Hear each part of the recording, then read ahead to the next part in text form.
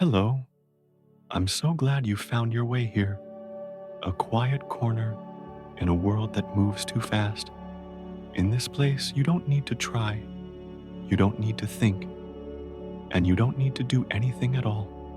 Just breathe slowly and let everything become still as your thoughts fade away like morning mist dissolving over a calm lake. Maybe today has been a long day, filled with sounds, faces, and thoughts that wouldn't rest. But that's all right now. Everything can pause here, in this slow moment, where only your breath, your heartbeat, and the gentle embrace of the earth remain. Imagine looking at our planet from afar, floating in the dark silence of space.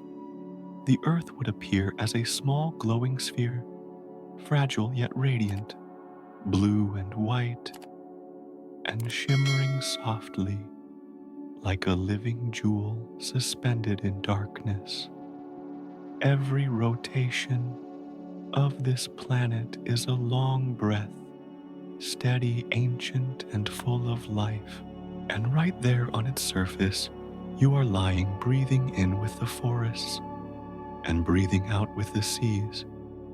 The air in your lungs once flowed through trees, across mountains, through the oceans, and inside countless living beings before you.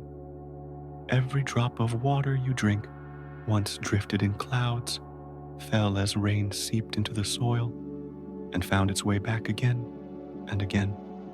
If you place your hand over your heart, you'll feel its rhythm calm and consistent. Let that rhythm slow, aligning with the rotation of the earth. Each beat carries the memory of life itself, the echo of ancient oceans of ancestors whose hearts once beat beneath the same stars. Your body is part of this planet, built from ancient atoms, forged in the hearts of long-dead stars. You are made of soil, of air, of sea, and of silence. And when you rest, it is the earth that cradles you, a vast cradle moving through space, rocking you softly into sleep. Outside, the atmosphere wraps around the world like a gentle blanket. It holds warmth, protects what is fragile, and keeps life safe from the cold of space. Beneath that blanket, the wind wanders, waves roll over themselves, and leaves tremble quietly in the breath of night. Nothing is hurried. Every motion follows the rhythm of balance, slow, even, and full of grace. When you truly listen, you'll realize that silence is not emptiness. It is a fullness, a space where every sound begins. It is the breath between two heartbeats, the quiet pulse of the world. The earth never really sleeps. When one side rests in shadow, the other wakes to light. While you lie here, the forests keep exchanging air, the oceans keep breathing, the volcanoes sigh deep beneath the crust, and the wind keeps carrying water across the sky.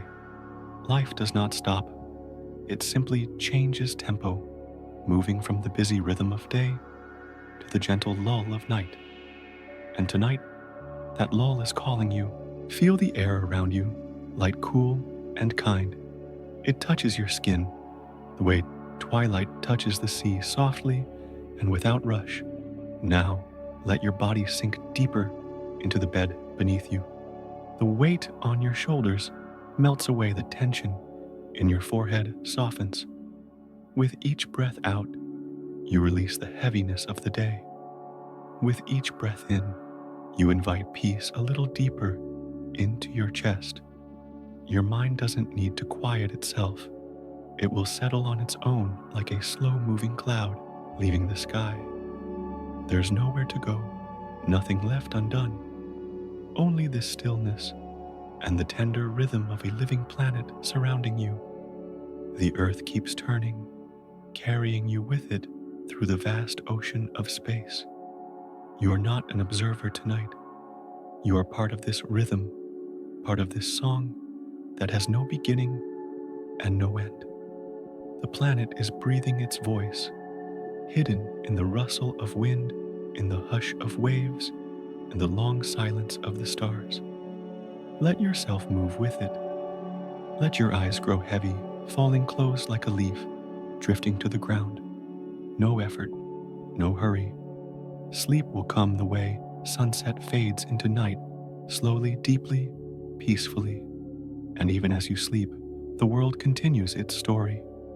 The trees whisper, the oceans hum, and deep inside you, the quiet heartbeat of the earth keeps time. You are not alone in the dark. You are resting in the arms of this planet, soft, turning, alive. So sleep now, gentle traveler of the blue world. The earth will watch over you, rocking you in its endless rhythm, steady and kind until the morning light returns. Somewhere in the calm, sun-warmed waters of the Mediterranean Sea, a tiny creature drifts slowly, almost invisible to the human eye. It is smaller than a fingernail, clear as glass, and moves with a rhythm so delicate that the ocean itself seems to breathe around it. Its name is Turritopsis dohrnii, though most know it by another name, the immortal jellyfish. And while it may look fragile, it carries within it one of the most extraordinary secrets of life, the ability to begin again. When most living things reach the end of their journey, time moves in only one direction forward. Cells age, energy fades, and nature continues its endless cycle of renewal and decay. But this jellyfish, floating gently beneath the moonlit waves, lives by a different rhythm. When it is hurt old or under threat, it doesn't surrender to death. Instead, it quietly retreats inward, transforming itself, reversing its own clock. Its body melts back into its earliest form, a tiny polyp clinging softly to the ocean floor, ready to grow again as if nothing had ever happened. It is not true immortality. No creature escapes every danger, but it is a soft defiance of time itself, a quiet whisper against the inevitability of endings. Scientists have watched it happen in laboratories, one small being resetting its life over and over again, as though the story of its existence were written in loops instead of lines. And in that loop, there is something poetic, a reminder that nature's language is not about permanence, but transformation. If you were to see one, you might not even notice it. Transparent, it catches light in a way that makes it almost vanish. But under the right angle, it glows faintly like a drop of living moonlight drifting through the dark. It has no brain, no heart, and no eyes, yet it has found a way to persist, to begin again when the world becomes too much. And somehow that feels deeply human, doesn't it? The quiet wish to start over, to return to a moment of youth, to heal from what has worn us down. Beneath the surface, the ocean hums softly around it. Tiny currents weave invisible paths, carrying plankton, salt, and fragments of light. The jellyfish moves with them, not against them, never rushing, never resisting. Its body pulses in perfect rhythm, with the sea like a breath that never ends. To watch it is to understand something simple, yet profound, that life doesn't always move in straight lines. Sometimes it circles back, not to repeat, but to remember. Scientists still don't fully understand how it does this. Inside, its body cells seem to forget their age, returning to an earlier, simpler state. It is as if time loosens its grip for a while, allowing the jellyfish to slip free and start anew. That act, delicate and silent, is one of the most remarkable things we know of in the living world. Yet it happens without noise, without spectacle, just a shimmer beneath the waves, unseen by most eyes. Maybe that's the most beautiful part. It doesn't need to be seen. It doesn't need applause or recognition. It simply exists, doing what it has always done, guided by the deep rhythm of the sea. In its silence, it teaches a quiet truth that renewal does not need to be grand. It can happen gently in the stillness between one heartbeat and the next. When night falls over the Mediterranean, the surface of the sea turns smooth as glass. The stars above mirror themselves below, and in that reflection, the immortal jellyfish drifts ageless, timeless, moving in the glow of starlight that touches the water.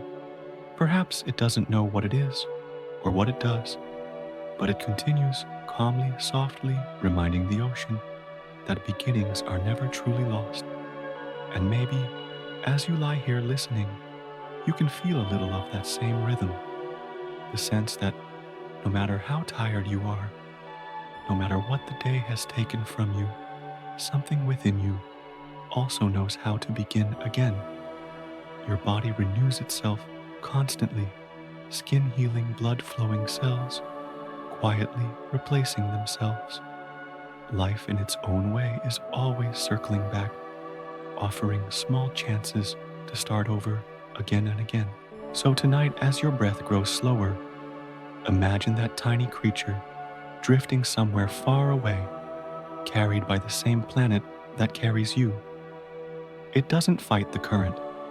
It doesn't cling. It simply lets go. And in letting go, it finds the strength to be born again. Let that thought rest with you, that there is no rush, no final ending, only gentle transitions one into another. Time moves differently underwater. It doesn't tick or chime. It sways, it hums, it folds softly into itself. And maybe that's how it moves through us too, quietly, patiently, waiting for us to notice that even as one part of life fades, another quietly begins. The immortal jellyfish is not here to prove anything. It exists as a whisper in the great conversation of life, a reminder that endings can also be beginnings, that even in the smallest, most fragile form, there can be infinite grace. Now breathe slowly. The waves are still moving. The sea is still awake. Somewhere in the quiet dark, a tiny creature is drifting back into its childhood, and the earth keeps turning softly, as if to lull you both into sleep.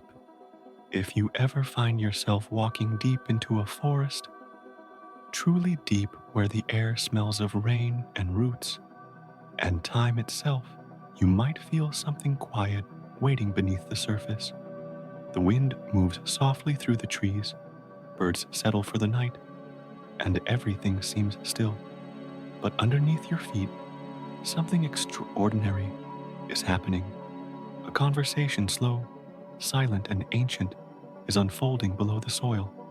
There in the darkness, between roots and stones, live countless delicate threads, known as mycorrhizae, thin, fungal filaments, so fine that thousands could pass through the eye of a needle. These filaments weave through the ground like strands of invisible silk, connecting tree to tree, bush to bush, life to life. Through this hidden network, trees share nutrients, send warnings, and even whisper signs of distress. It's not a fairy tale, it's a biological truth. Scientists call it the Wood Wide Web, a vast underground system that allows the forest to communicate not in words or sounds, but in chemistry and light in sugars and signals. When one tree is thirsty, its neighbors may send water through the network. When insects attack a leaf, the nearby trees begin to prepare their defenses before the danger even reaches them. Every pulse, every exchange is a quiet act of care, a reminder that life at its core is not competition but cooperation. Above the ground, The forest seems made of individual, separate trunks, distinct canopies, each standing in its own patch of sunlight. But below the surface, they are one. The roots intertwine like fingers, holding hands in the dark. Carbon, nitrogen, and messages flow through this network, the way thoughts flow through a mind. The forest is not a collection of trees. It is a living organism, breathing through many lungs, thinking through many hearts. Among them are the elders, the so-called mother trees. They are old, tall, and wise in the quiet language of life. Their roots run deep, their branches stretch wide. Through the fungal threads, these mother trees send sugars and water to their younger kin, the seedlings, struggling in the shade, the saplings reaching for light. They feed them, not because they must, but because the forest depends on the balance between generations. A mother tree may give more than it takes, pouring its stored energy into those who will one day replace it. And when a tree's time comes to an end, it does not fall in silence. In its final days, it releases what remains of its stored carbon, its nutrients, and its strength into the web beneath it. Even as it fades, it sustains others. Its life continues, passed along through threads and roots. The forest's quiet heartbeat. Nothing is truly lost. It is only transformed. If you truly listen, you might feel it, the sense that the forest is aware, not in the way that we are, but in a deeper, older sense of connection. Every tree, every mushroom, every leaf participates in the same silent rhythm. They know when to grow, and when to rest, when to share, and when to hold back.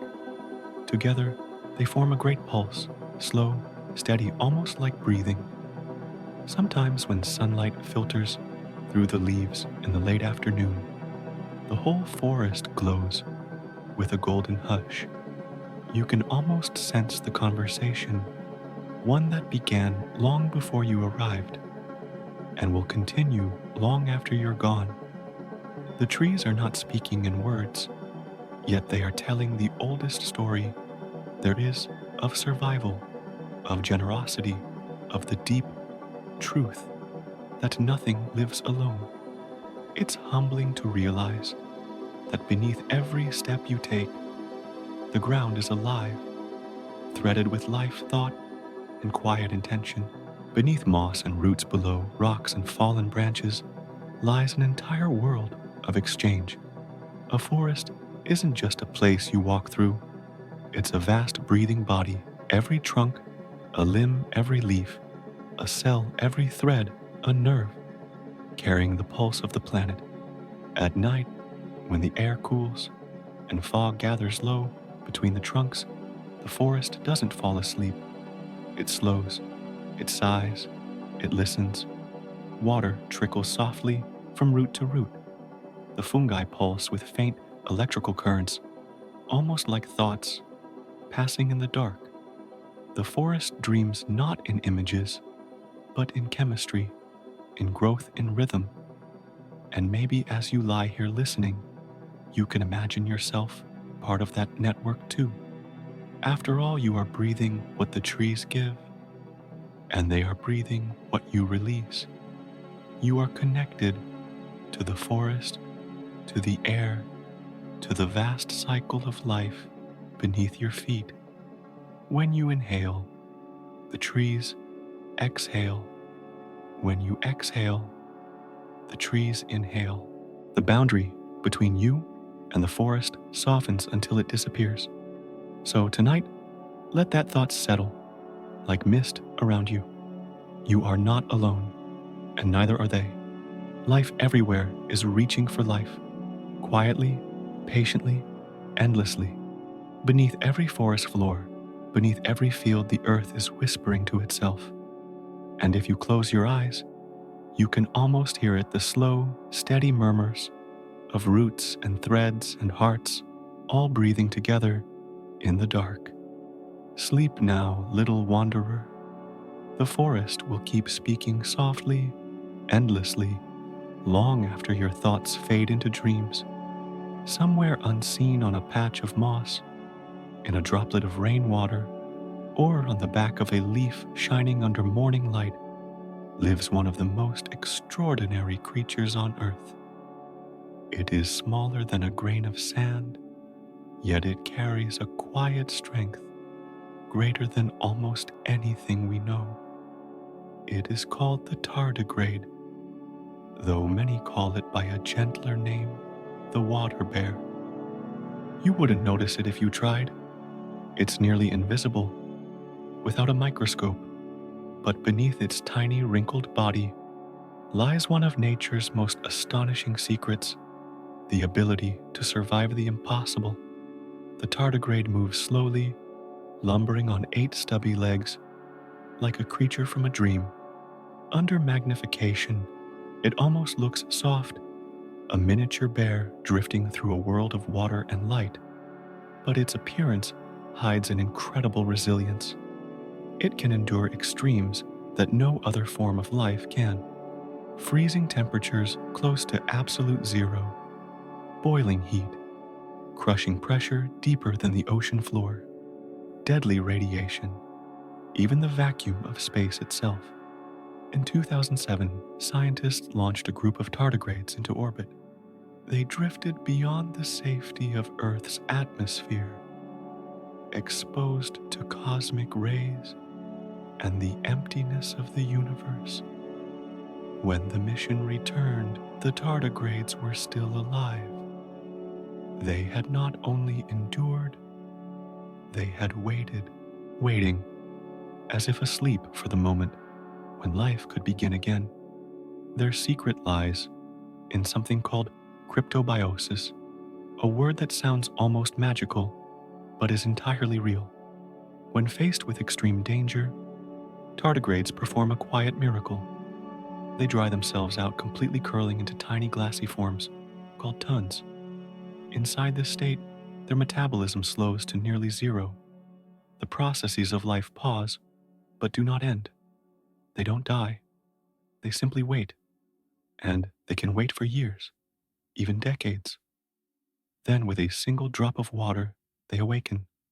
Their bodies fill their cells, rehydrate, and the rhythm of life begins once more. It's as if the universe pressed pause on their existence, and at the touch of moisture, pressed play again. There's something beautifully peaceful about that. No fear, no struggle, just the patience to be still until the moment is right. In a world where everything races forward, where even we often feel swept by time and noise, the tardigrade teaches a quieter kind of endurance. Not the strength to fight, but the strength to wait. Imagine one resting on a thin film of water beneath a patch of moss. Around it, the world might burn or freeze, flood or dry, yet it endures. Its body folds into a tiny sphere, shimmering faintly under the microscope's light. Its heartbeat slows its cells, hold their breath, and time itself seems to stop around it. There in the stillness, it becomes something eternal. Scientists have tried to test the limits of this patience. They've frozen tardigrades for years, and still they awaken. They've placed them under pressures greater than those at the bottom of the Mariana Trench, and still they endure. They've bathed them in radiation powerful enough to destroy human DNA, and yet these small wrinkled beings survive. In every way they seem to whisper, "You can take everything from me, light, warmth, air, even time, and still I will return." It's humbling, isn't it? To think that something so small, so overlooked could outlast nearly everything. They don't roar or rise, they simply persist. And in their quiet persistence, they hold a lesson that feels almost spiritual. that life does not always need to move forward to survive. Sometimes it endures by being still. If you close your eyes, now imagine yourself as light as they are, floating between grains of sand, between worlds too small for sight. The air feels soft at the ground, a universe of crystals and droplets. You are tiny, yet infinite. Time slows until it becomes silence. You're not gone, only waiting, resting in the pause between one breath and the next. The tardigrade is not immortal in the way myths imagine. It can still be destroyed, still end, but its endurance tells a deeper truth that life is not measured by length, but by resilience, by the ability to return after everything seems lost. It doesn't fight against the universe. It trusts it. It waits for water, for warmth, for the gentle signal that it is time to awaken again. Maybe that's something we too can carry. When life feels cold or heavy, when everything seems to stop moving, perhaps we are not failing. Perhaps we are just in our own kind of cryptobiosis, waiting quietly for the moment when light returns, when something soft and kind touches our skin and the world begins again. So tonight, as your thoughts drift like dust through still water, let the tardigrade remind you that stillness is not the end. It is the promise of another beginning. You are allowed to rest. You are allowed to pause. And when the morning comes, when the first drop of light falls across your face, you too will awaken. Somewhere deep within, a drop of dew, a tardigrade stirs. Slowly, softly, it begins to move again. The tiniest heartbeat in an infinite world. Life continues, quiet, patient, and undefeated. Take a slow, easy breath. The air slips quietly into your lungs, fills you, and then drifts away again, calm, invisible, effortless. It feels so natural that it's easy to forget what a miracle it is. Yet more than 2 billion years ago, this very air, the oxygen that now sustains you, was poison. The sky then was not blue, but hazy and dim, filled with gases that would choke us now. The oceans were dark and heavy with iron, and the creatures that lived in them knew nothing of air or breath or wind. They were small, ancient, and complete in their own quiet way, thriving in a world where oxygen, the gift of life to us, was death to them. Then in the still waters of a young earth, something tiny began to change everything. Little blue-green beings, called cyanobacteria, started to capture sunlight, and through a slow, silent miracle, they turned that light into energy. With each breathless flicker of life, they released something new, oxygen, into the sea. At first it went unnoticed, just another ripple in time, but slowly over centuries that stretched beyond measure, that oxygen began to build. It filled the water, it met the iron, and together they painted the oceans red with rust. The planet itself was changing color, and though no one saw it, life had begun to rewrite its own story. When the oceans could hold no more, the oxygen rose out of the water and into the sky. It mixed with the air, and for the first time the earth learned how to breathe. But with that breath came tragedy. The creatures that had thrived without oxygen could not survive in its presence. One by one they disappeared. The great oxidation event, as scientists now call it, was both creation and destruction, a quiet catastrophe that ended nearly all life yet opened the door for everything that would follow. The poison of one world became the foundation for another, and from that change came us. Oxygen allowed life to grow larger, to move, to think, to dream.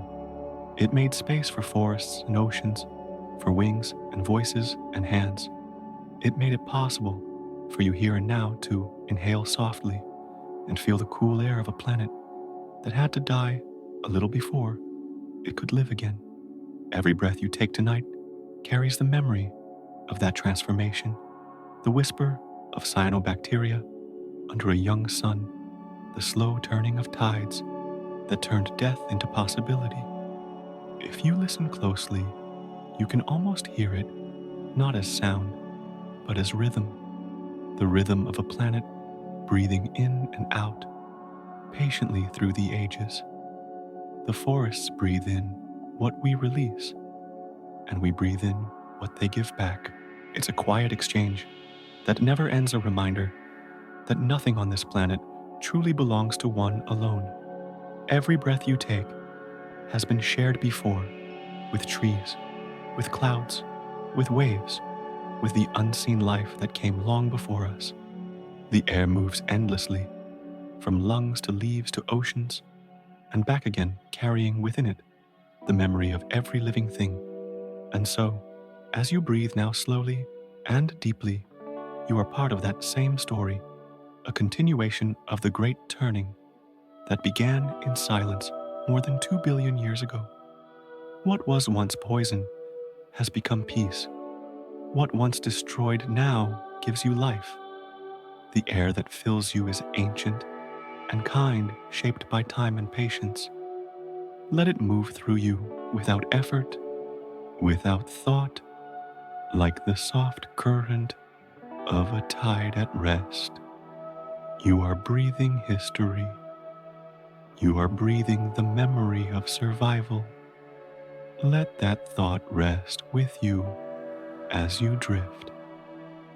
The world has changed before, and it will change again, but life always finds a way to continue, softer, wiser, gentler than before. Every inhale carries the echo of creation. Every exhale returns a quiet thank you to the sky. Breathe, and let the ancient rhythm of the earth carry you into stillness. The same oxygen that once ended worlds now watches over you, holding you in its quiet, invisible arms.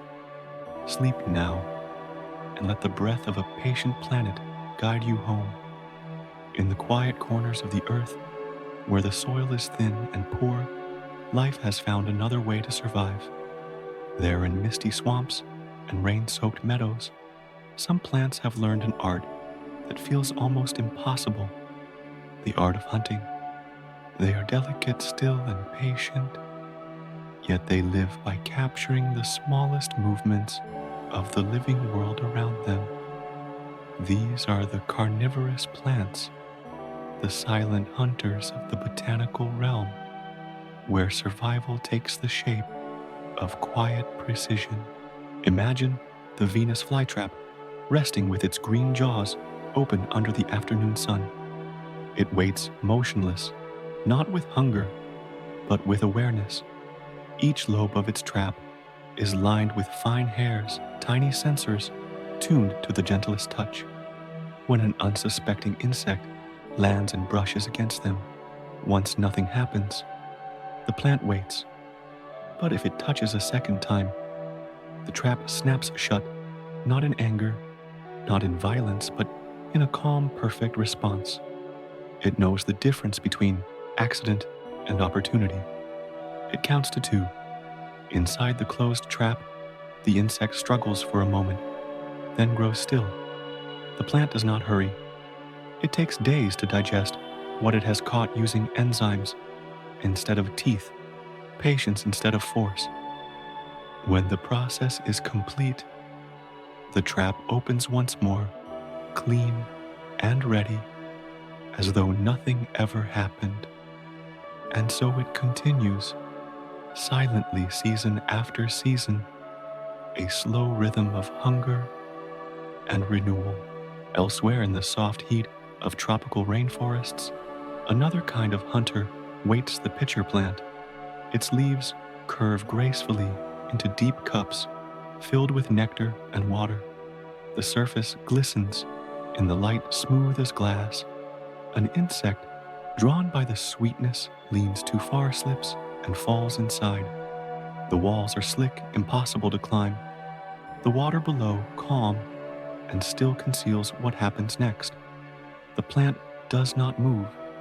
It only holds, and slowly, patiently, it takes what it needs. In the stillness of that green world, even death happens softly.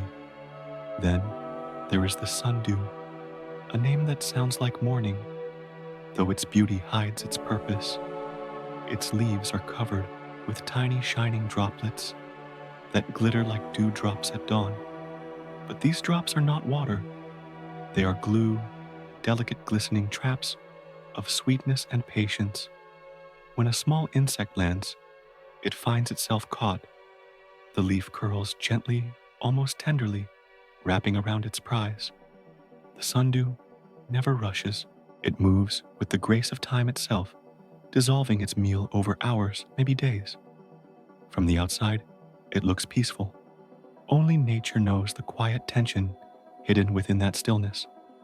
These plants do not chase, do not bite, do not tear. They wait. Their power lies not in speed or strength, but in awareness and the ability to exist so quietly that life itself comes to them. And perhaps that is why they seem so mesmerizing. They blur the line between stillness and motion, between gentleness and survival. They remind us that even the calmest things can hold extraordinary power. If you were to walk through a field of them at dusk, you wouldn't hear a sound, only the hum of insects, the distant breath of wind, the soft trickle of water through moss. Yet beneath that stillness, life and death are happening in perfect balance. The plants are awake, but not restless. Their patience is their weapon, and their silence is their wisdom. As you listen now, maybe you can feel a bit of that same stillness, that unhurried awareness that fills the air in places where nature moves at its own slow rhythm. Everything has its timing. Every motion, even the smallest, belongs to something greater. The plants do not fight their world. They live in complete harmony with it. So, breathe slowly and imagine those quiet hunters resting under the stars. Their traps glisten with dew. Their leaves fold softly with the night breeze. Somewhere in the darkness, a tiny fly lands, and the cycle begins again, soundless, beautiful, inevitable. It is not cruel.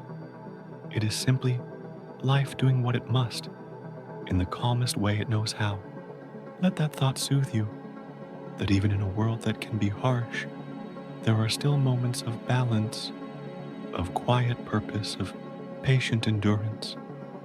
The Venus flytrap, the pitcher, plant the sundew, they do not rush. They do not force, they simply wait. And maybe tonight you can too. Let yourself rest like the forest. Let the world move around you slowly, gently, without demand. Life continues quietly, just as it has for millions of years, still watchful and at peace. Hold a leaf in your hand and let the soft light pass through it like a gentle breath. The green glows from within veins, spreading in delicate patterns, tiny rivers carrying water and sunlight across its thin body.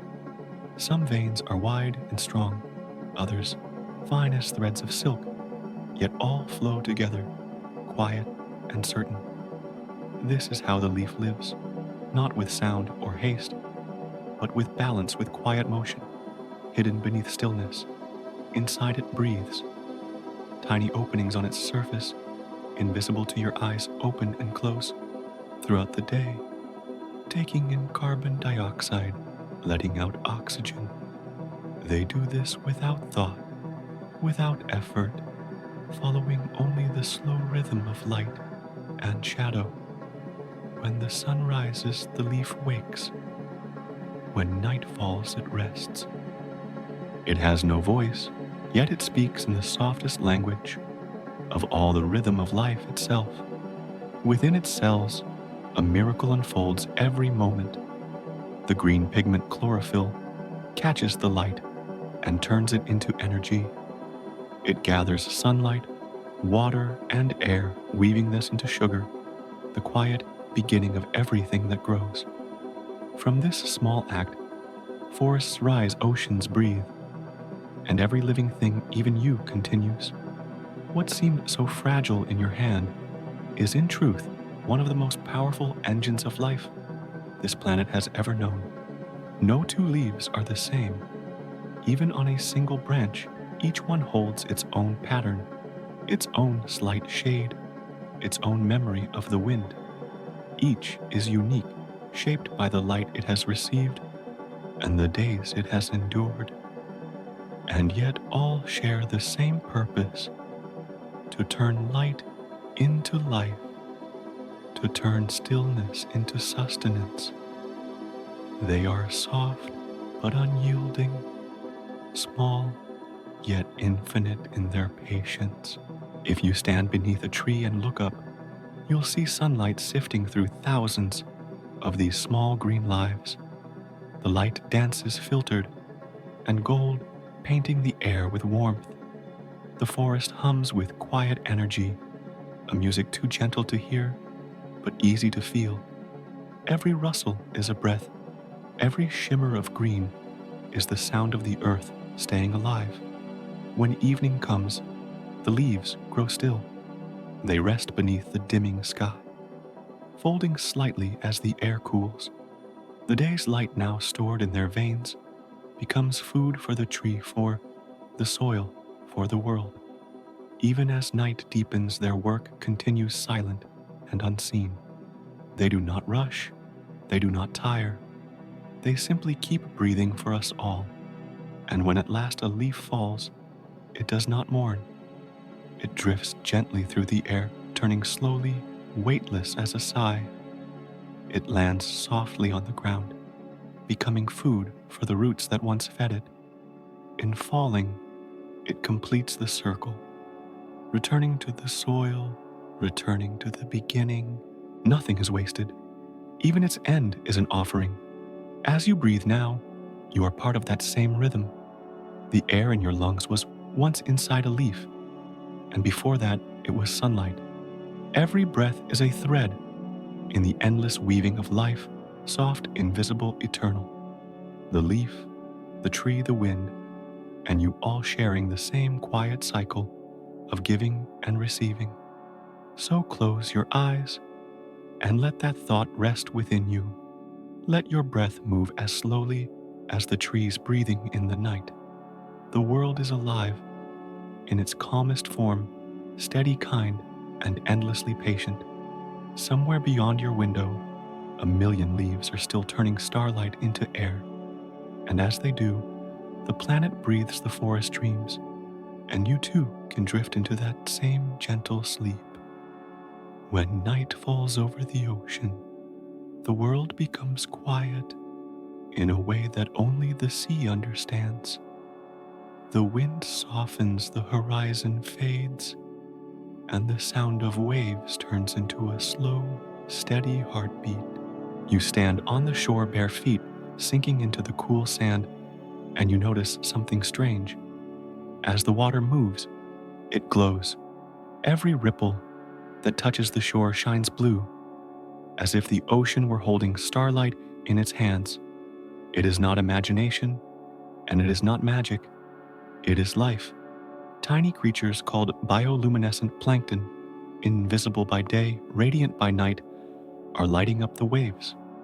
When disturbed by motion, by the brush of water, or the stroke of a hand, they release a flash of cold blue light. Not fire, not electricity, just biology at its most beautiful. The sea in the dark becomes a canvas of soft light and movement, a mirror of the sky above. On the shores of the Maldives, in Puerto Rico, in bays where the nights are still and the tides gentle, the water glows with every touch.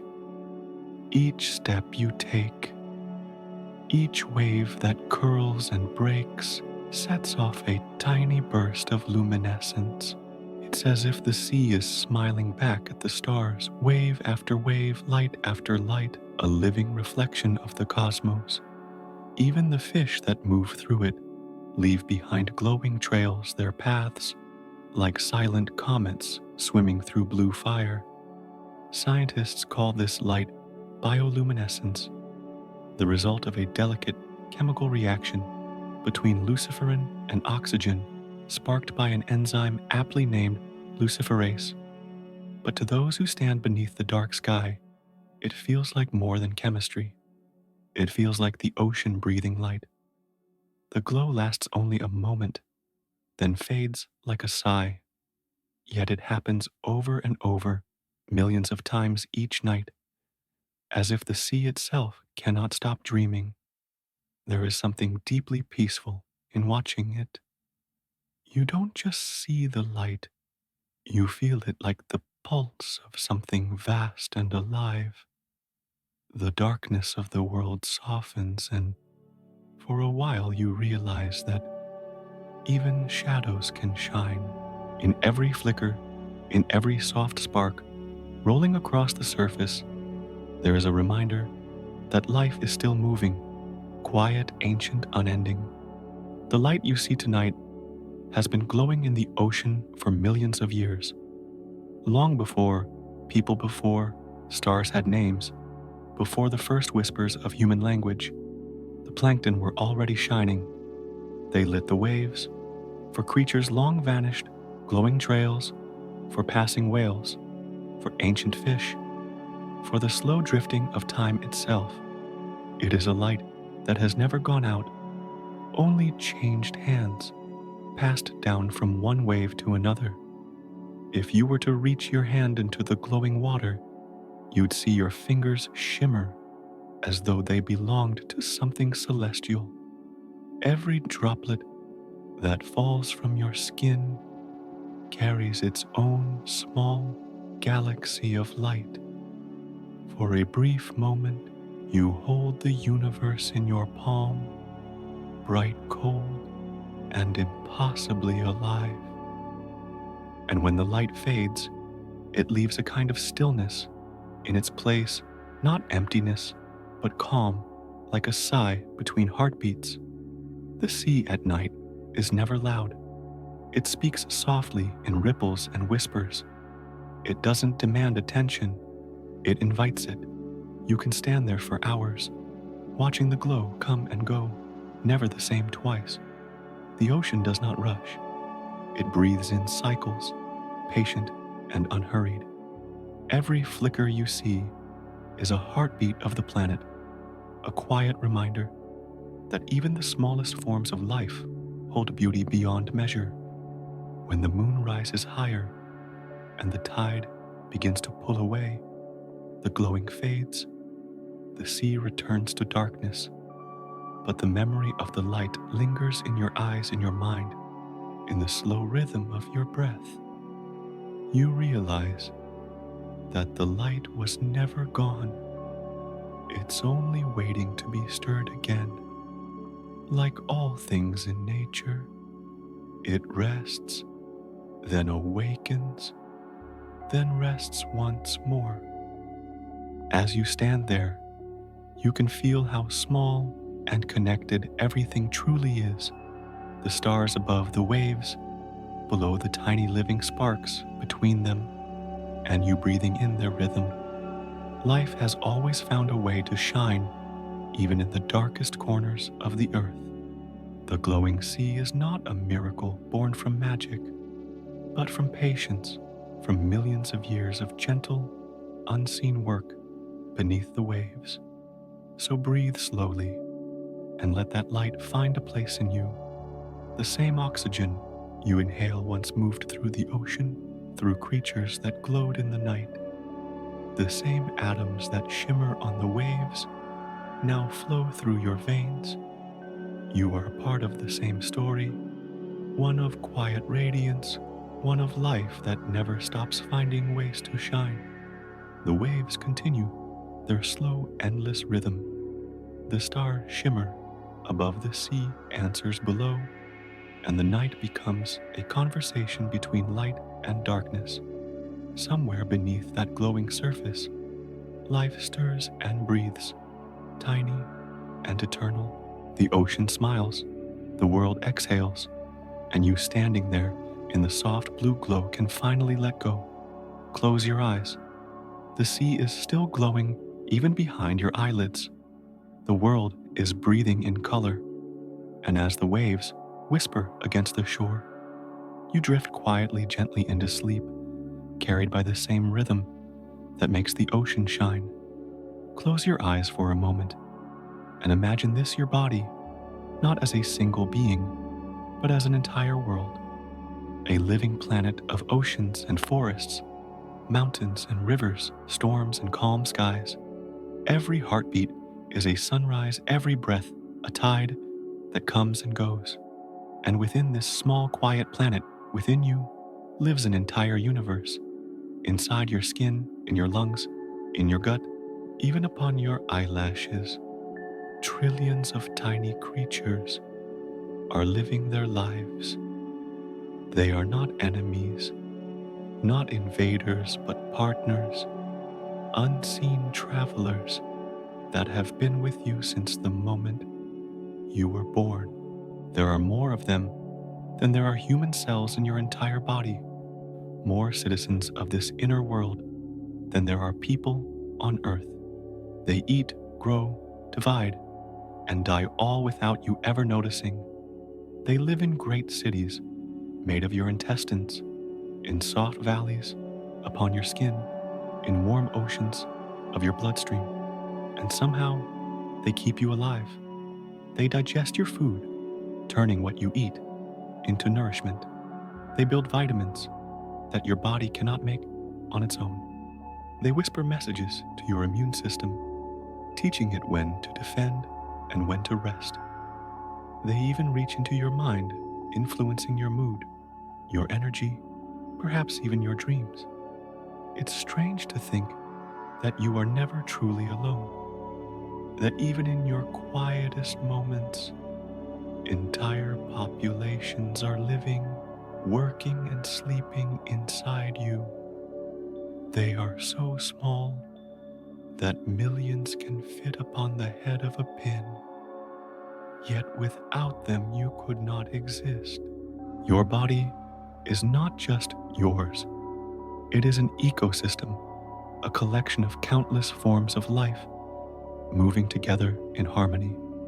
If you were to shrink yourself down small enough to drift through your own bloodstream, you would see a landscape more beautiful than any world we've ever explored. Red blood cells flowing like rivers carrying oxygen as bright as sunlight, white cells drifting like slow, patient guardians. Along the walls of your gut, trillions of microbes glimmering faintly, trading molecules like messages, feeding, multiplying, forming patterns as intricate as coral reefs. It would feel like flying over a living planet, one that breathes with you, one that moves with your every thought. Sometimes when you feel tired or unwell, it may be because this tiny world is out of balance. The microbes, like forests, can be disturbed by change, by what you eat, by how you rest, by what you feel. But they are resilient, adaptable, endlessly creative. They rebuild, they regrow, they find new patterns. Life inside you never truly stops. It simply reorganizes, like clouds shifting shape across the same wide sky. The truth is, you're not just a person, you're a collective, a vast symphony of life, playing together in perfect, invisible rhythm. When you breathe, they breathe. When you sleep, they rest with you. And though they have no eyes, they move toward balance the same way you do, seeking harmony in the quiet dark. Scientists sometimes call this inner world the microbiome, but that word feels too small for what it really is. It is not just a system or a function, it is community, it is coexistence, a constant wordless conversation between the human and the more than human, between what is you and what has always lived within you. If you listen deeply enough, not with your ears, but with awareness, you can almost sense it. The quiet hum beneath the stillness of your body, the subtle warmth in your chest, the soft pulse in your belly. It is the movement of life within life. You are not a single note. You are a chord, a harmony of countless small voices, each one whispering its part in the song of being alive. Every night as you sleep, this inner world continues. The microbes go on, feeding, dividing, and building. Your cells repair themselves. Your heart keeps time. Your lungs rise and fall like waves against the shore. You drift into dreams, but your body, your small planet, keeps turning. You never truly stop. You only change rhythm. There's comfort in that, isn't there, to know that you are not just in the universe, but that a universe also lives within you, that you are made of cooperation, not just matter, that every piece of you, every atom, every cell, every living particle is part of a much greater conversation that began long before you were born and will continue long after. So, as you lie here breathing softly, think of the galaxies above you and the galaxies within you, both vast, both full of motion, both full of light. You are the meeting point between the infinite and the microscopic, a world within a world, held in balance by the gentle rhythm of breath. Let that thought settle like dust floating in a sunbeam. Let your breath slow, matching the quiet pulse of the life inside you. You are never alone. You are always in motion. You are and always have been a universe of your own, soft, mysterious, endlessly alive. And as you drift toward sleep, the small world within you keeps turning patient, luminous, and calm, carrying you gently through the night, deep in the warm rainforests of South America, where light filters gently through green canopies, and the air hums with life. Something remarkable moves across the forest floor. It looks like a dark river, twisting, shifting, never stopping. But if you look closer, you'll see it isn't water at all. It's alive. It's an army of ants, moving as 1,000s of tiny bodies flowing in a single, steady rhythm.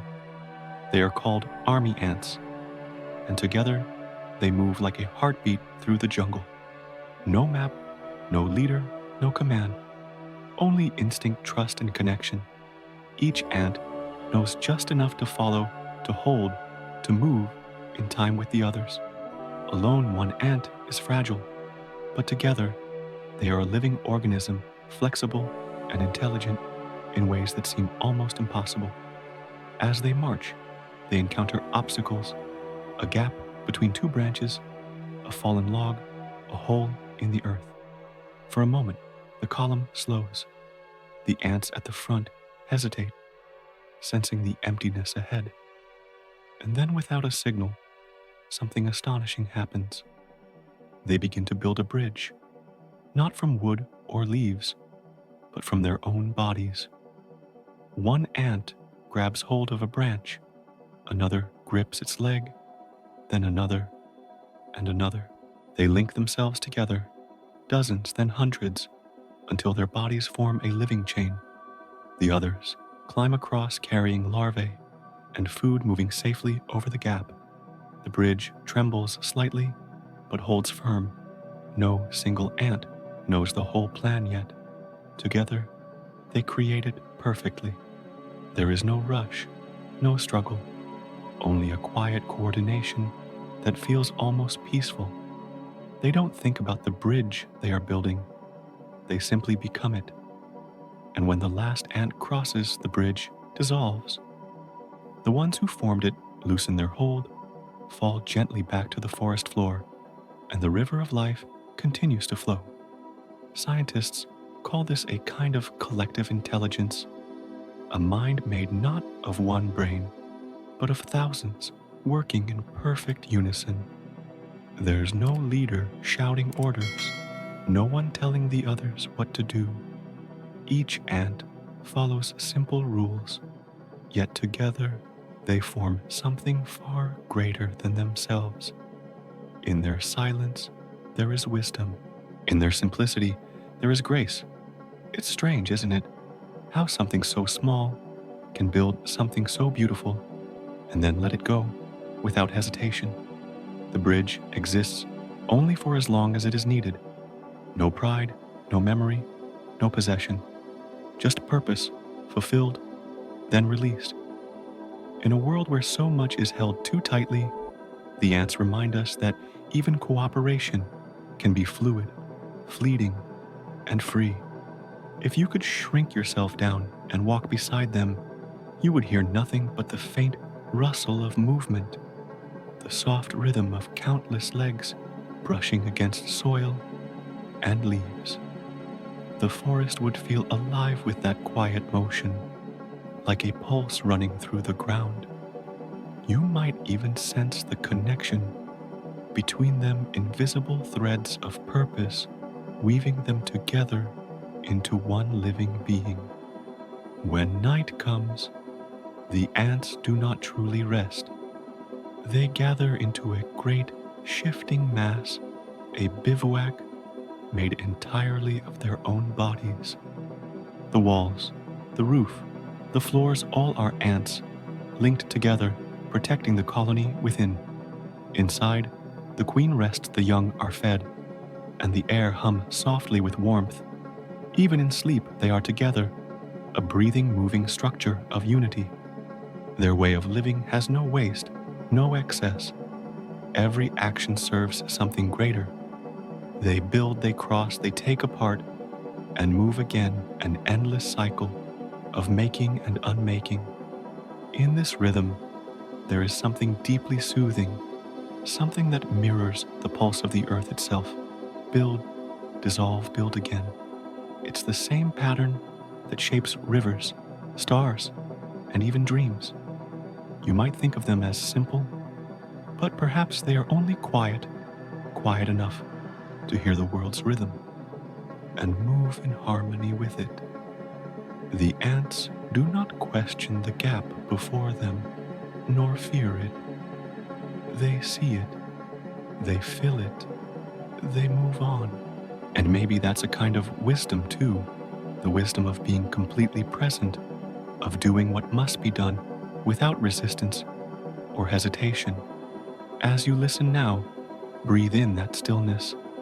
Imagine the ants flowing through the forest in the dim moonlight, small, tireless, and endlessly patient. Imagine their living bridges stretching and folding in silence, their movements guided not by orders but by trust. Every connection, every step, every pause is part of something vast and unseen. And maybe as you drift towards sleep, you can feel a bit of that same connection within yourself, the sense that you, too, are part of something larger, something quietly intelligent that holds all living things together, just as the ants link to form a bridge. You are linked to the world around you, to the air, the trees, the stars, and the soft rhythm of your own breath. Let that thought rest gently in your mind. Life, like the ants, builds and dissolves, connects, and lets go, always moving forward in calm, patient flow. There is beauty in the bridge, yes, but there is also beauty in the moment it fades. Now close your eyes. The forest is dark. The ants are still marching. The earth is turning softly beneath you. Everything is connected quietly, endlessly, perfectly, and you are part of that great silent bridge. Far below, the sunlit waves, where the ocean turns dark and sound fades into stillness, something graceful drifts through the blue. Its arms move like silk, in slow motion, curling and uncurling, as though it were dancing to a rhythm only the sea can hear. It is the octopus, a being so quiet, so mysterious, that even in a world full of wonders, it feels like a secret the ocean has chosen to keep. The octopus doesn't just live in the ocean, it belongs to it. Its body seems shaped by water itself, fluid, shifting endlessly, adaptable. It can slip through a hole smaller than its own eye. It can vanish in a heartbeat, blending into coral or sand or shadow, its skin changing color and texture faster than thought. And beneath that shimmering camouflage lies a mind unlike any other, not only intelligent, but deeply aware, capable of something no other creature on Earth can do. Inside its soft, curious body, the octopus can rewrite the language of life. While every other known animal lives within the limits of its DNA, the octopus bends those rules. It edits its own RNA, the molecules that translate genetic instructions into reality.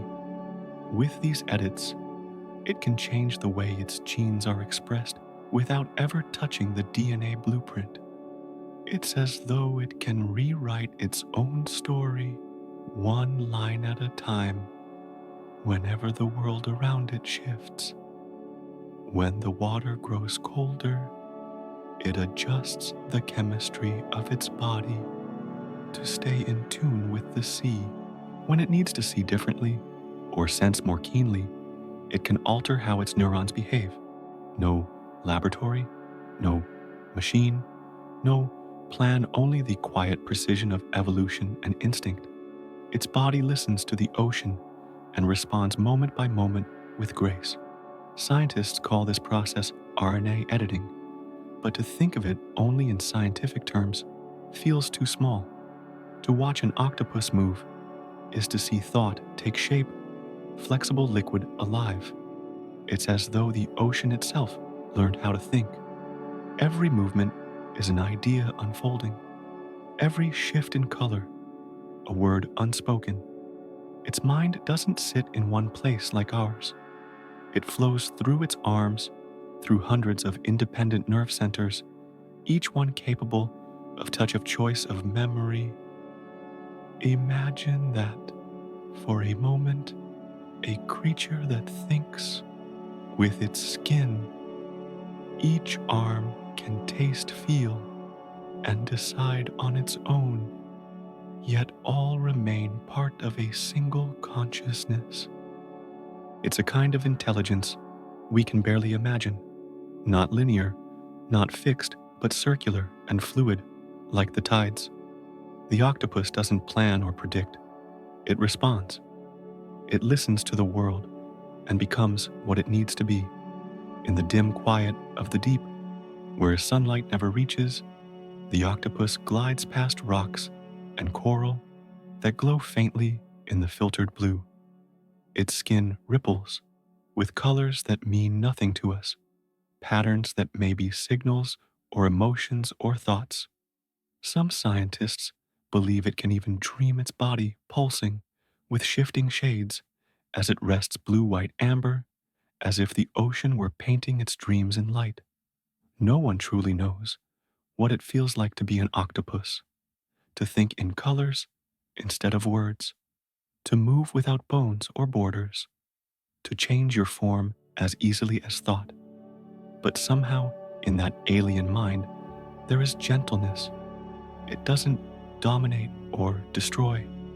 It explores. It observes. It drifts through its world without claiming it. A creature of endless curiosity, living proof that intelligence can wear 1,000 faces, not just ours. Sometimes, when a diver meets one under the sea, there's a moment of stillness between them. Two minds utterly different sharing the same water. The octopus might reach out a cautious arm, touch the diver's hand, and then withdraw, disappearing in a swirl of ink and grace. That brief touch soft, fleeting, feels like the ocean itself reaching out to remind us how small and connected we really are. There's something soothing in that thought that even in the coldest depths, where pressure crushes and light cannot reach life, finds a way not just to survive, but to create, to think, to feel. The octopus teaches us that adaptation is not just endurance, it's a kind of artistry, a silent liquid intelligence shaped entirely by the rhythm of the sea. As you breathe now slowly, imagine that world below, the slow drift of water, the shimmer of light over sand, the quiet pulse of something ancient and alive. The ocean does not rush. It moves in long, calm waves, and the octopus moves with it in perfect harmony. Somewhere down there, it is changing again, rewriting itself, reshaping its being, like a poet composing with the molecules of life. You too are changing every moment, cells renewing breath, deepening thoughts dissolving into stillness. You are not separate from the ocean or from the life it holds. You are made of the same elements, following the same quiet rhythm. So rest now. Let your thoughts drift like ink, dispersing through water. Let your body soften, your mind ripple gently in the dark. Somewhere in the deep, the octopus floats calm, luminous, endlessly curious, and in its quiet intelligence, the whole ocean dreams. Somewhere in a quiet room, or under a soft light by the sea, a mirror waits. It's such a simple thing, a flat surface, a reflection of light, and yet it holds one of the deepest mysteries in nature. When we look into a mirror, we see a face that feels familiar, eyes that move when we move, a world that seems to answer us perfectly reversed. It is the moment we recognize ourselves, that subtle shift from seeing to knowing. But what if we weren't the only ones who could do that? What if the spark of recognition, the whisper of I am exists beyond our species, shimmering quietly in the minds of others? In laboratories, aquariums, and forests, scientists have placed mirrors before animals. At first, most simply look. They tilt their heads, circle, or search for the other behind the glass. But a few, very few, pause. They touch their own faces. They turn, they look again. They seem to understand. Somewhere between reflection and awareness, something awakens. Chimpanzees were among the first. When they see a mark on their faces in the mirror, they reach to touch it, not the image, but themselves. It's a gesture so small, so ordinary, yet it carries the weight of realization. That is me. Bottlenose dolphins, graceful and quick also, seem to know. They spin before the glass, inspecting every curve, every scar, every mark, as though meeting themselves for the first time in liquid light. Elephants too have stood before mirrors and done the same, trunk lifting gently to explore a spot on their own faces. The act is quiet, almost reverent. A being of vast size and strength stopping in stillness to look inward. Even magpies, small black feathered birds, have passed the test. They touch colored dots on their necks, seen only in reflection, as if aware that the image and the self are one. And recently, scientists have observed stingrays showing signs of recognition as well. Their bodies gliding past the mirror, pausing, turning back, as though fascinated by the awareness, looking back. It is not proof of human-like consciousness, but something else. A brief glimpse of the thread that runs through all living things. A spark of self that flickers in the darkness and says I exist. It's humbling, isn't it? To think that across oceans, jungles, and skies, Other eyes may also hold that same wonder, the quiet understanding of being. We've long imagined ourselves as separate, as the only ones who look into mirrors and find meaning there. But perhaps consciousness is not a single flame, kept only by humans. Perhaps it's a constellation, a scattering of small, gentle lights shining through the vastness of life. When a dolphin turns its head to see its reflection, it doesn't speak, but its body tells a story of awareness, of curiosity, of something more than instinct. When a crow stares at itself in a window, tilting its head back and forth, there's something alive in that gesture, something familiar, a question we've all asked without words. Who am I? It makes you wonder when a whale breaches and glances at its own reflection on the water, or when your cat pauses at a mirror and looks just for a second, not at you, but at itself. Is there a flicker of that same knowing? Is the universe, through countless eyes and bodies, slowly learning to see itself? Because that's what awareness really is, the universe folding in on itself, recognizing its own reflection in a million different forms, from the great apes in their forests to the birds above the city skies, from the whales beneath the surface to the human watching their own face in a quiet room. It is all one act of looking back at itself. You too are part of that gaze. When you look into a mirror, you are not just seeing yourself, you are witnessing the same light that shines through all living minds. The awareness that allows you to think, "That's me," is the same awareness that breathes in others, different shapes, different languages, same gentle flame. If you close your eyes now, you might still feel it, the sense of being both the observer and the observed, the soft hum of existence. You're not a fixed reflection, but a living process, always shifting, always learning, always becoming. The mirror doesn't hold you. It simply reminds you that you are here, awake, alive, and somewhere out there in the depths of the ocean or the heart of a forest, another being feels a similar moment of recognition, not in words, but in stillness, a spark of, "I am shining quietly in the dark." The world is full of such mirrors, not just glass, but water eyes, moments of calm awareness. Each reflection, another reminder that consciousness is not a single voice, but a quiet choir. So, as you breathe slowly, let that thought settle.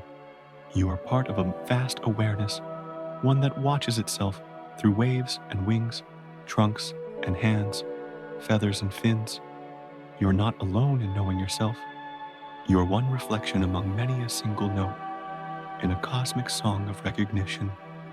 Now let the mirrors fade, let the lights dim. The world is still looking still, learning to see itself softly, endlessly. And as you drift towards sleep, may you feel the gentle hum of awareness that connects you to every living thing, the quiet shared, knowing that says, "I am here, I am alive, I am part of it all." Over the vast sweep of 500 million years, Earth has fallen silent 5 times. Each time almost all life vanished. Oceans emptied, forests faded, the air itself grew still. But somehow, after every darkness, something small endured a single cell, a stubborn seed, a creature hidden beneath the soil. And from that quiet beginning, life found its way back. The first extinction began in the oceans, when ancient life was soft-bodied and strange. A change in the water, too much carbon, too little air turned abundance into absence. Yet even as coral fields turned to graveyards, a few fragile beings survived. They floated through the dark and waited patient as the tide. When the balance returned, they bloomed again, filling the seas with color. The second came when continents shifted and the world grew cold. Ice spread like sleep across the planet. Whole ecosystems froze and cracked under the weight of time. Still deep in volcanic springs and under the ice, life held its breath and waited for warmth. When it came, the world thawed and the song of survival began again. The third extinction was the most devastating, the Great Dying. Volcanoes poured fire for centuries, choking the sky with ash and poison. Oceans turned sour forests, fell silent, and 9 out of 10 species disappeared forever. Yet somewhere in that silence, life whispered back. Small creatures in the sea endured the heat and the dark. They became the ancestors of everything that would follow, carrying the memory of survival in their cells. Then came the fourth, when the air thinned and oceans shifted once more. Creatures that had learned to walk, swim, and breathe in harmony found the balance change beneath them. Yet again, life adapted. It shaped new bodies, new ways of moving, new forms of resilience. From what was lost, the earth wrote new possibilities. The fifth extinction arrived from the stars. A rock the size of a mountain fell from the sky, striking the planet with the force of 1 billion storms. The dinosaurs, the rulers of the world, for millions of years were gone in days. Ash covered the sunlight. The planet dimmed into night. But in burrows and cracks, beneath leaves, small mammals stirred and survived. From them came the long line that would one day lead to us. It's easy to think of extinction as an ending, but the Earth has always known how to begin again. In every age, life has found new shapes, new voices, new ways to breathe. From coral to fern, from lizard to bird, from stone to mind. Even when the sky burned or the oceans boiled, life found a rhythm. It curled into the smallest corners, waiting for the right moment to open its eyes once more. We are made from that same endurance. The blood that moves within you, the breath you take as you lie here, now carries the history of every creature that ever survived the impossible. Somewhere deep inside, your cells remember. They remember heat and hunger, the long nights of ice, the first light after centuries of dark. You are not just alive. You are the continuation of everything that refused to disappear. If you could listen closely to the Earth's heartbeat, you would hear it pulsing with quiet resilience. It has broken and mended itself more times than we can count. It has learned that stillness is not the same as death, that silence is not the end. Life pauses, adapts, transforms, and when the time is right, it returns.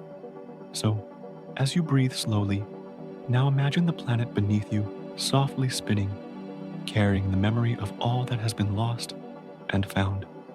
Imagine the forests regrowing after fire, coral rebuilding under new light, the tiny heartbeat of something just beginning. The world is still healing, still growing, still dreaming. Every ending in nature holds the seed of a new beginning. Even when it seems all is gone, life waits quietly beneath the surface. It never gives up. It only rests.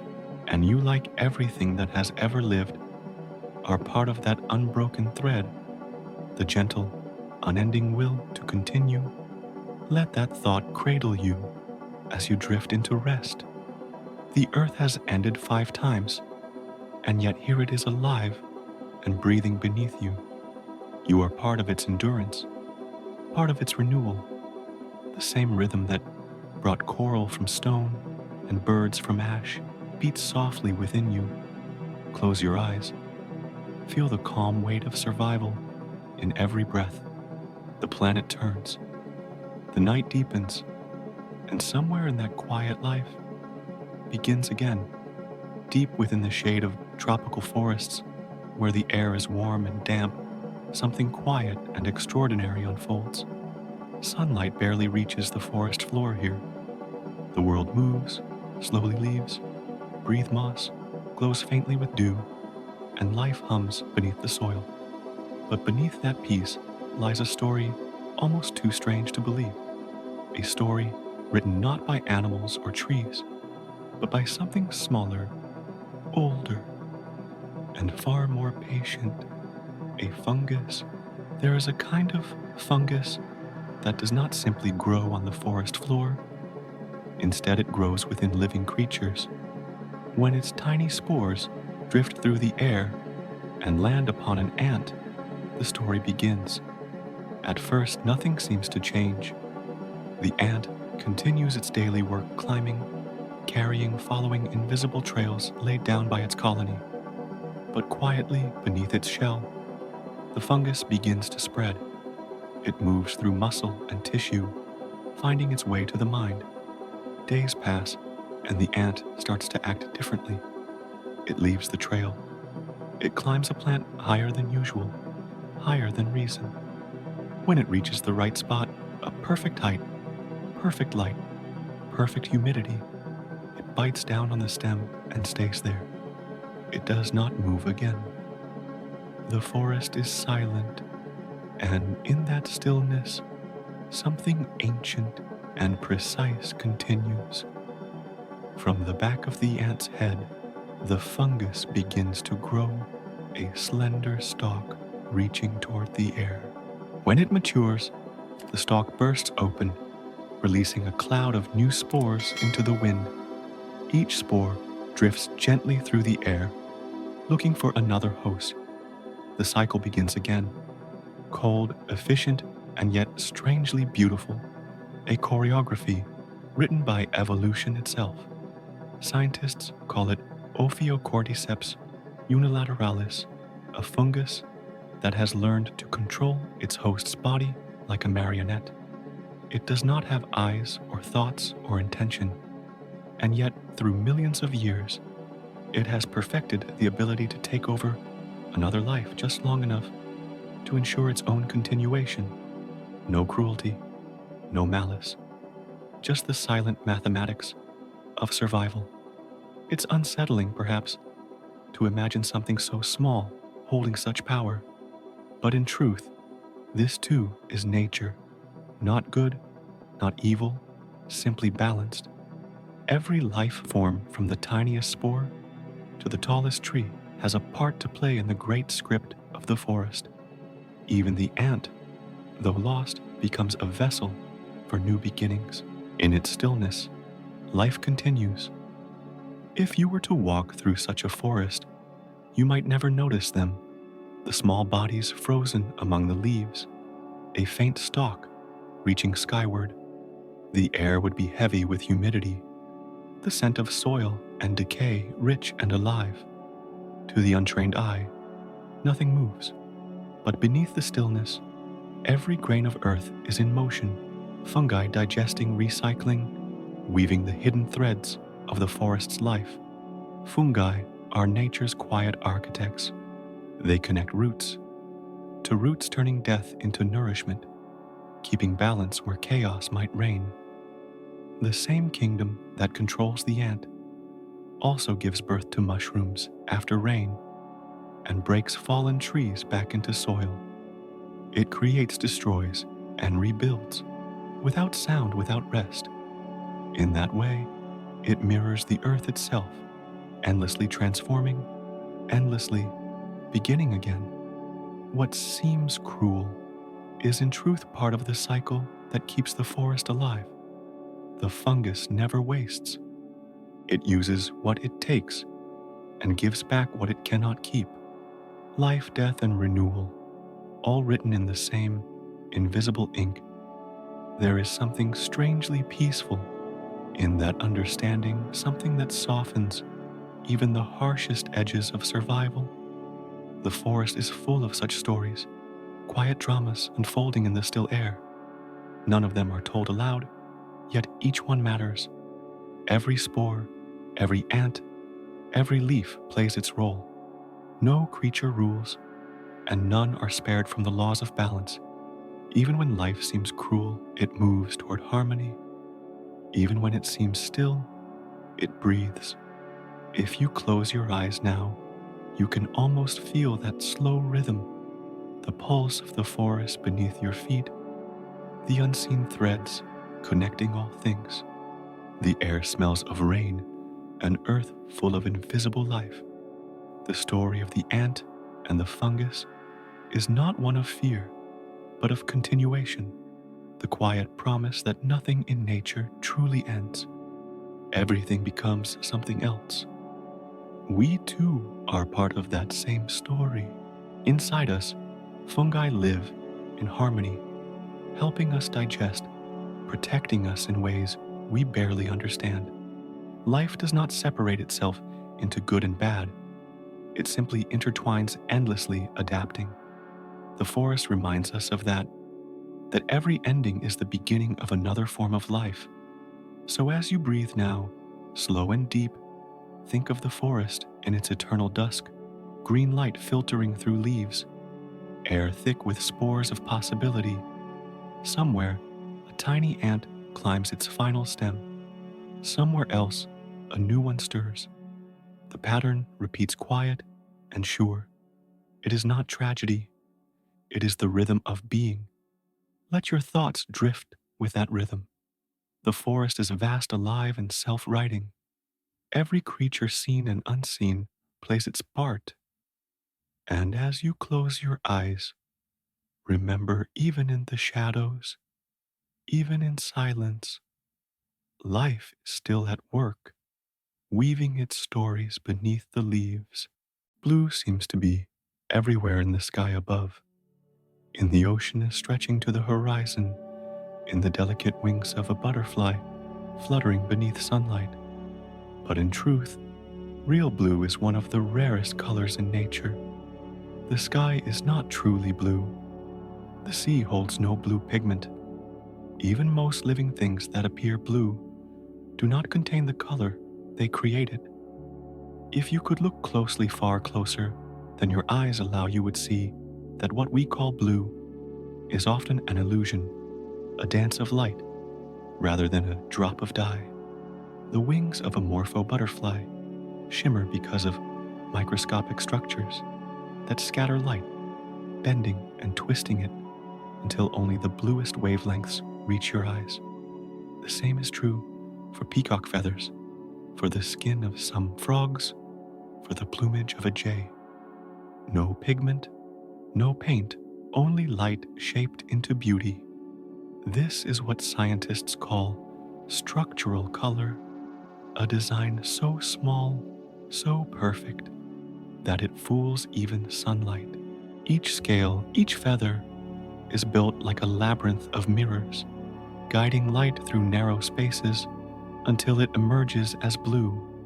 Change the angle and the color changes with it. That's why the blue of a butterfly wing seems to move and breathe, fading and returning as you shift your gaze. It isn't just color, it's a performance. And yet, this trick of light feels deeply peaceful. Blue, whether in the sky or the sea or the shimmer of an insect, has always carried a sense of calm. It's the color of distance, of depth, of quiet. Perhaps that's why it soothes us. When you look at the horizon, your eyes are seeing scattering the short wavelengths of light bouncing through air molecules, but your heart feels something else.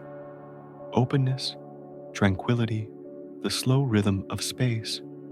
Even the blue of the ocean is born not from pigment, but from reflection and absorption. Water swallows the longer, warmer colors, reds, yellows, and leaves behind only blue. The deeper you go, the more it intensifies, until everything fades into that endless shade.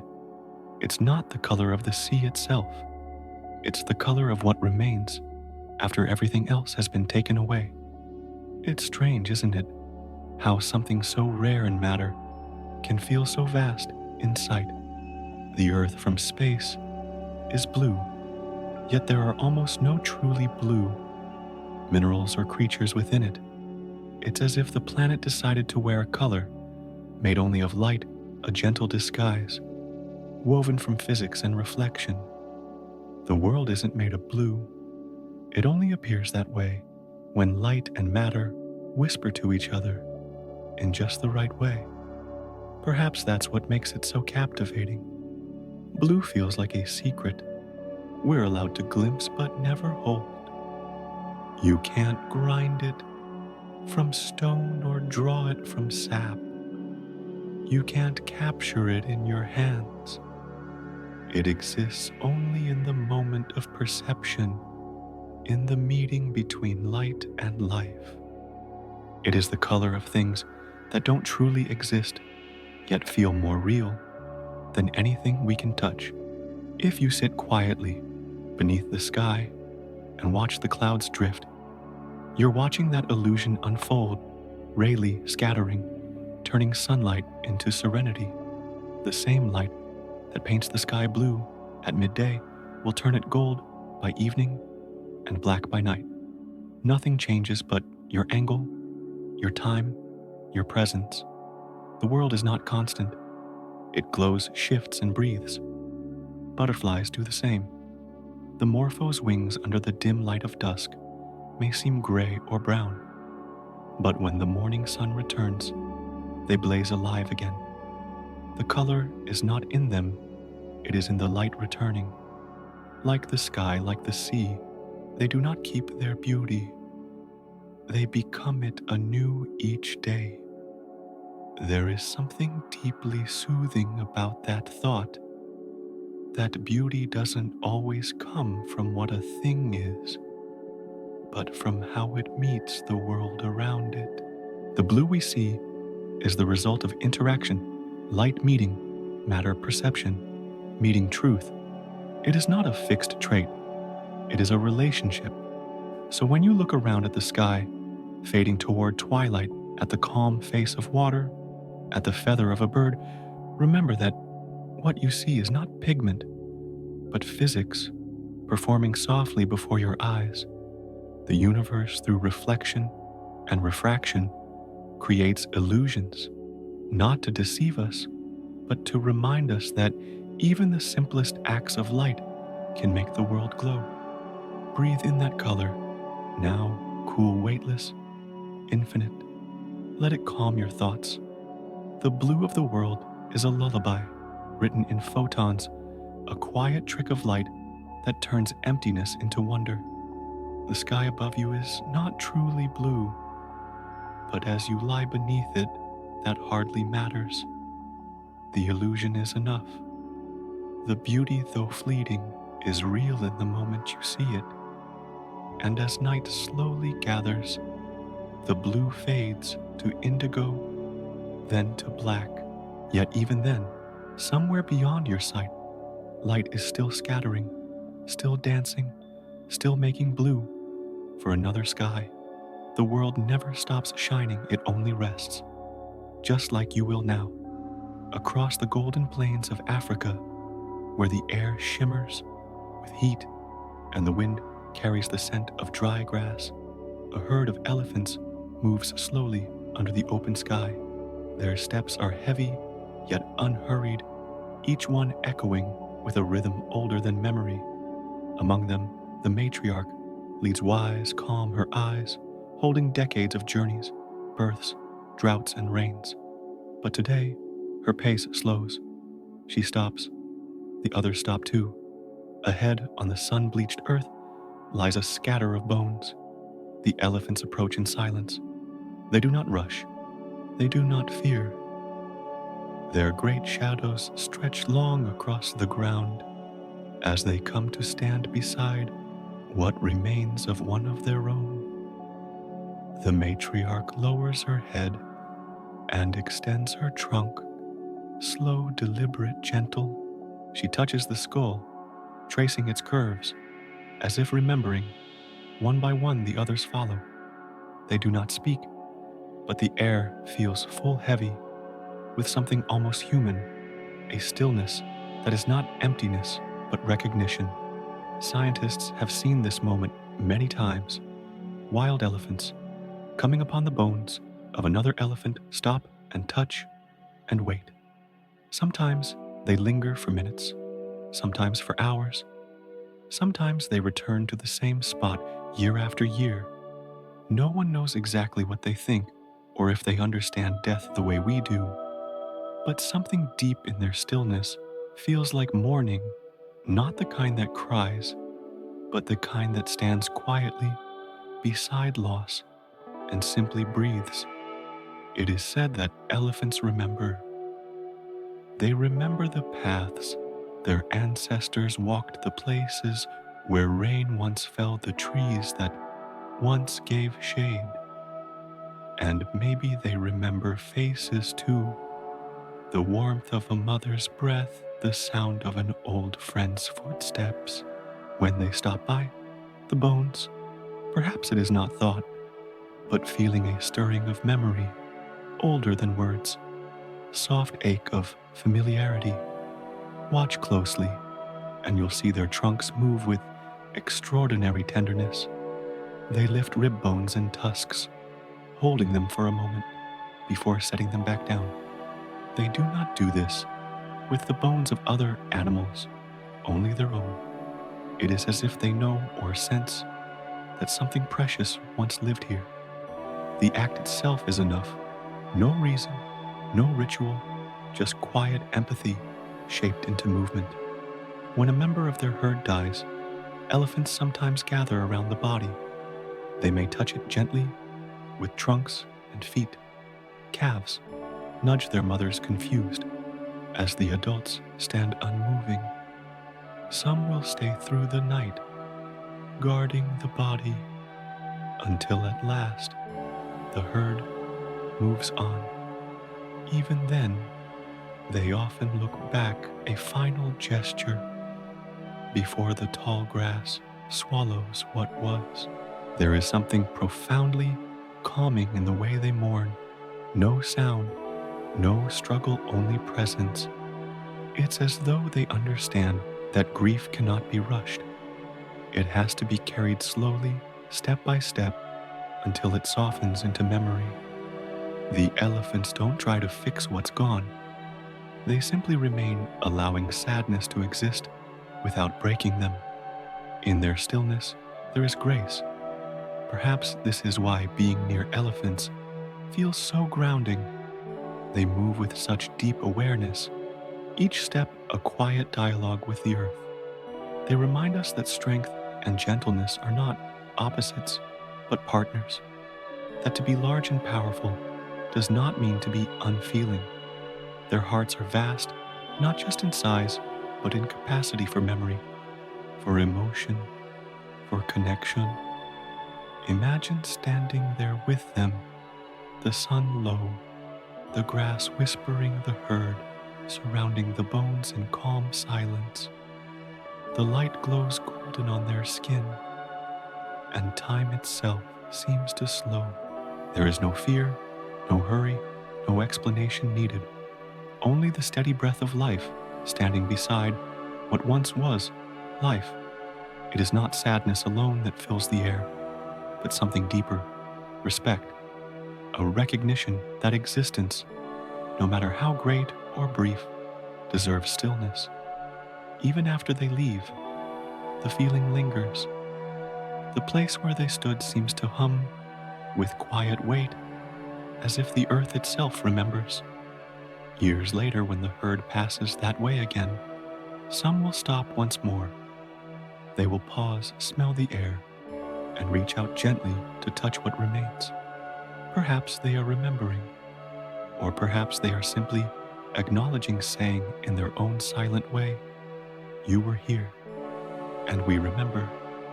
There is a lesson in their silence, that to mourn is not to despair, but to honor. That grief held gently becomes love's echo. Elephants do not turn away from what is painful. They face it with softness, They do not hurry the moment, nor try to explain it. They just stay as long as they need to, and then continue their path through the endless grass. So, as you breathe slowly, now imagine that stillness. Feel the weight of the world growing softer around you. The herd moves on beneath the fading sun, their silhouettes melting into the horizon. Somewhere behind them, bones rest quietly beneath the dust, not forgotten, only folded into memory. Life continues. Grief becomes peace. And under the vast African sky, the elephants keep walking, carrying with them the gentle wisdom of knowing when to stand still. Beneath the slow rhythm of the sea, in places where sunlight filters down in pale ribbons, there rises a city built by patience. Its towers shimmer in colors no painter could ever hold.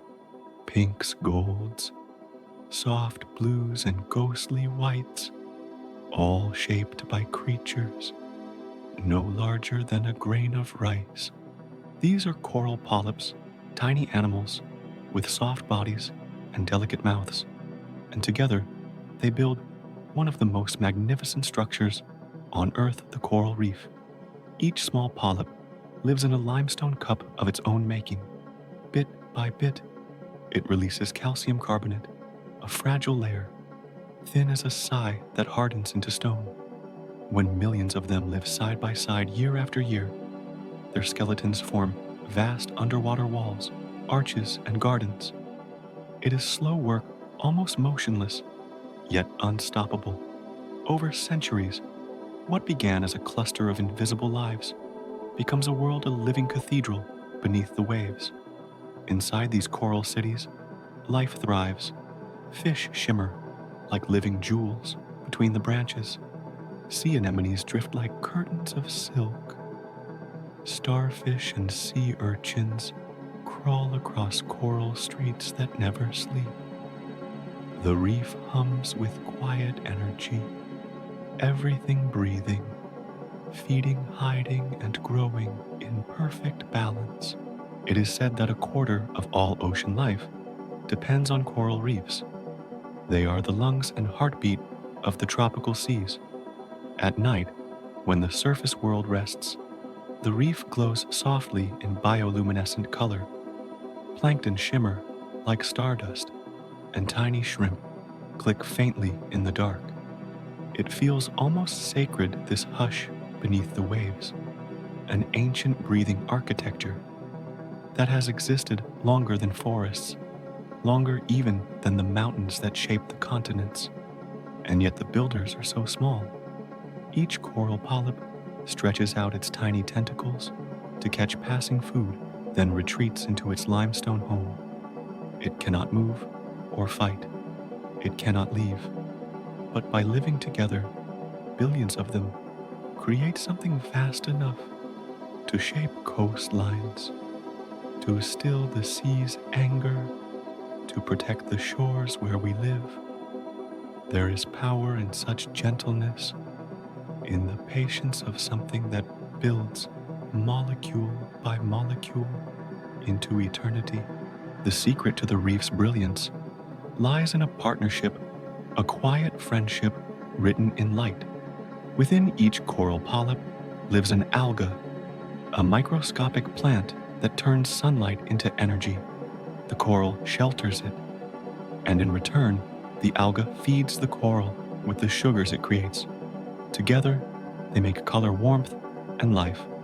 Without one, the other fades, and when the ocean grows too warm, that delicate bond breaks. The algae leave, and the coral turns white, a ghost of what it was. But even then, not all is lost. In time, when the water cools again, the coral can recover, welcoming new partners, new life. Like the earth itself, it knows how to begin again. The reef's beauty is fragile, but its spirit endures. It is built not of strength, but of connection. If you could dive among these corals, you would see patterns that look almost human, networks, cooperation, harmony. Nothing here grows alone. Every piece depends on every other. Tiny fish clean the coral. The coral shelters them in return. Larger fish patrol the edges, keeping balance, protecting the delicate order. The reef is not just a place, it is an agreement, millions of small promises kept every day. There is something deeply peaceful in watching it. The water moves slowly, rocking everything into rhythm. Fish drift between coral towers, like thoughts passing through a dream. The light bends softly, scattering in blue and gold. It feels like time itself has slowed to a whisper. In this quiet, you can feel what the ocean knows, that the greatest things are built not by force but by patience. The reef reminds us that greatness can come from the smallest acts, from what we build together, gently over time. Every colony begins with one polyp, every structure with one breath, one movement, one quiet beginning. Life's resilience doesn't roar, it accumulates. It grows silently into something breathtaking. And just like the coral, we too are builders, not of stone, but of moments, of kindness, of care. Each choice we make, each act of understanding, adds a small piece to the structure of something greater. Perhaps that's why coral reefs feel so familiar, even though they belong to another world. They are mirrors of what we can be when we live in harmony. Now, imagine the sea at dusk, the reef resting beneath a velvet sky. The water grows cooler, the colors deepen, the coral polyps stretch out their tiny arms, gathering the ocean's offerings. One last time before night folds over them, everything moves. Slowly waves light life, and in that stillness, the reef glows faintly alive with the pulse of millions of tiny hearts. Close your eyes and listen for that rhythm, soft, endless, and calm. The coral's patience is the ocean's lullaby, a reminder that beauty is built in silence, that connection creates endurance, and that even the smallest lives can build a world that lasts forever. In the damp stillness of a forest floor, beneath rotting leaves and fallen branches, something golden begins to move. It glides so slowly you could watch for hours and never see it take a step. It has no face, no eyes, no limbs, not even a brain. And yet somehow, it can solve problems that once belonged only to creatures that think. This is slime mold, a being both simple and extraordinary proof that intelligence can take forms we never imagined. Slime mold is just a single cell, a mass of living jelly that flows like liquid thought. It doesn't have nerves, yet it senses. It doesn't have memory, yet it remembers. When faced with a maze, scientists have watched it do something astonishing. It spreads through every path, explores, and then retreats, leaving only the shortest route between itself and the food. Without a mind, it finds the answer. Without planning, it discovers the perfect path. It does this by testing the world, not by thinking about it. Tiny ripples move through its body like waves of decision. It stretches forward, feels the environment, then pulls back from what doesn't work. Over time, it shapes itself into efficiency. It learns not through thought, but through motion. It's a lesson written in silence that intelligence is not only in the brain, but in the act of interacting, of being alive and responsive. If you could watch it closely, under a microscope, it would look like sunlight sliding through honey, shifting, pulsing, shimmering with faint light. It creeps across bark, across soil, across fallen pine needles, leaving behind threads of its journey. Wherever it travels, it carries the memory of success paths that led to food stay open, paths that led to nowhere slowly fade. It is trial and error made beautiful. What makes slime mold so mysterious is how it cooperates with itself. Each part of its body acts as both individual and whole. There's no leader, no command center, no voice giving orders. Every piece responds to the conditions around it, yet all move together in harmony. Scientists call this distributed intelligence decision making, without hierarchy awareness, without a mind. Perhaps that's why watching it feels oddly calming. There is no rush, no panic, no hesitation. Just flow, expansion, contraction, exploration, rest. It moves like a breath, like the slow rhythm of the earth itself thinking. When researchers placed food sources in the pattern of Japanese cities, slime mold grew in the shape of Tokyo's railway system, not by chance, but because it found the most efficient way to connect every point. The same patterns have been seen when it's tested with maps of other regions. Somehow, without logic or language, it mirrors the designs we consider advanced. The slime mold reminds us that nature had already solved what we call complex long before we arrived to study it. Its intelligence is soft. It does not conquer or compete. It connects. It teaches that knowing does not always require speed or sound, that wisdom can move through stillness. In its slow, deliberate way, slime mold shows that life can adapt and solve even without thought. It doesn't resist uncertainty, it explores it. And in that exploration lies its genius. There's something profoundly peaceful in this kind of knowing, the kind that doesn't rush to conclusions, that feels its way through the world. Maybe that's why humans too find clarity when we stop forcing answers and simply allow them to emerge. Like the slime mold, we can learn by moving, by sensing, by flowing through possibility rather than fighting it. If you imagine its world, it's a place of constant contact, moisture wood, the scent of decay, the pulse of invisible life beneath the soil. Everything is information, everything is texture.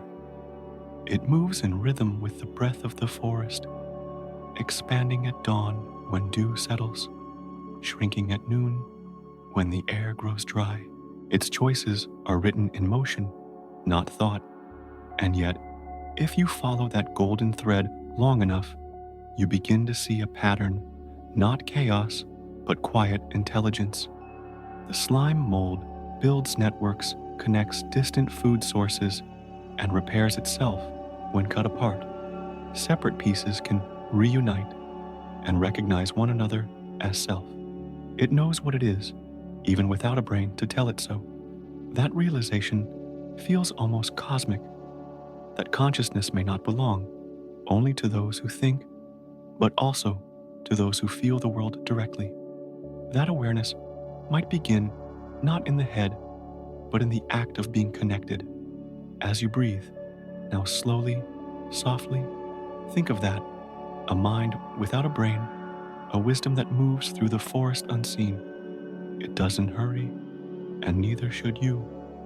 It flows where it must go, learns what it needs to know, and then rests. Perhaps life itself thinks this way through every leaf, every root, every ripple of connection between things. In the end, the slime mold leaves behind no monuments, no sounds, no footprints, only traces, faint maps of light and motion, of problems solved and paths remembered. The forest absorbs them, and the cycle begins again. Close your eyes. Let your thoughts wander like that golden thread, exploring, sensing, and gently letting go. Intelligence doesn't have to speak. It can simply move softly, slowly, perfectly through the quiet maze of life, far across the curve of the earth, where the air hums with warmth and life lies the Amazon, a vast green ocean of leaves. From above it looks endless, like the planet's own heartbeat, pulsing beneath clouds. But the forest is more than trees. It is a living machine, a quiet miracle that makes its own rain. Each day, billions of leaves exhale invisible threads of water, vapor breaths that rise slowly into the sky, weaving together until they become clouds. It begins with sunlight. As morning touches the canopy, the forest awakens. Mist lifts from the leaves, rising into air, heavy with scent and song. The trees stretch, opening their tiny pores to breathe. Through those openings, they release moisture, not droplets, but vapor, fine and weightless as thought. The air fills with it until you can almost see the shimmer, the haze of life itself ascending. This vapor climbs higher, still cooling as it meets the upper air. There it condenses into clouds soft white, swollen with promise. Hours later, the rain begins. It falls gently through the same trees that summoned it, feeding roots, rivers, soil. And then the process begins again. Water becomes breath, becomes rain, rain becomes river.